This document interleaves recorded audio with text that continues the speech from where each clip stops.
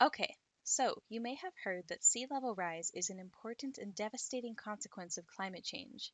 But what does this mean in terms of the actual impact on people's homes? Where is the highest risk?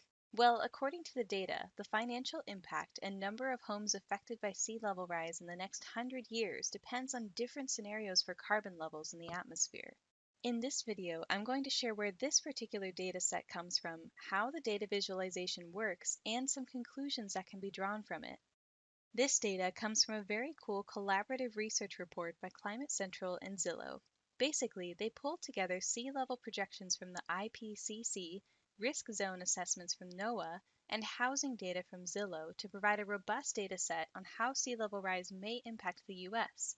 Note that this data is only for the US, but sea level rise is in fact a global issue. To get the full picture, check out the link to the Climate Central article in the description. So I created a quick visualization to interpret this data. The link to this viz is also in the description. To keep things simple, I looked at dollar value and number of homes in different tabs. In the first tab, dollar value, I can change the carbon path and year to see how the map and list of cities changes. Let's say carbon emissions remain at their current rate, so the carbon path for the future is high. And let's look ahead to the year 2100. Whoa, New York is at the top with over $150 billion of at-risk homes. Okay, what if we do everything we can to reduce emissions so the carbon path is low, and we change the projected year to 2050? Well, the map looks a lot nicer now, but I'm a little worried that Seattle, my hometown, is fourth highest in terms of financial impact. All right, now I'm curious about the number of houses at risk. I'll go to the next tab and take a look at the high carbon path and the year 2100 again. New York is again at the top with 189,000 homes at risk. If I change the path to low and look at the year 2050, I can see how the numbers change.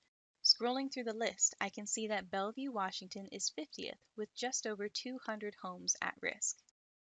I want to point out that this is only one way we can slice and dice the data, and there are a lot of factors that might impact our predictions. However, we know for sure that sea level rise is a symptom of warming oceans and melting land-based ice, and that these events are only happening because of climate change.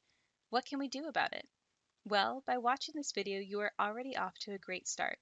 You've joined the conversation. We hope you'll continue to explore more data around climate change and consider taking part in climate initiatives like local and federal elections for key policy change.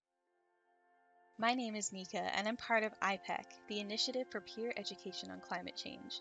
We are a group of students, scientists, and activists striving to make a difference because we believe in the power of students to influence and unite the world on climate change. Check out our website and hit that subscribe button to keep an eye out for more content.